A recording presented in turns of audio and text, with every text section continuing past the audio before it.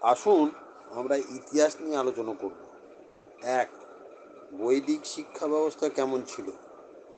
গুরু শিষ্য সম্পর্ক কেন্দ্রিক। দুই, বৌদ্ধরা কোথায় লেখাপড়া শিখত? বিহার বা সংঘে। তিন, গান্ধার মহাজনপদের রাজধানীর নাম কি? তক্ষশিলা। চার, পাণিনির লেখা ব্যাকরণ বইটির নাম কি? অষ্টাধ্যায়ী। কোন লিপি থেকে ধীরে ধীরে দেবনাগরী লিপি তৈরি হয়েছে? ব্রাহ্মী লিপি থেকে। রামায়ণে কয়টি শ্লোক আছে? মোট 24,000। মহাভারত কাব্যটি আসলে কি? ভারত জনগোষ্ঠীর জীবন ও কাজকর্মের গল্প। মহাভারতের আদিতে কয়টি শ্লোক ছিল? 8,800 শ্লোক ছিল। কে মহাভারত রচনা করেন? কৃষ্ণ দ্বৈপায়ন ব্যাসদেব।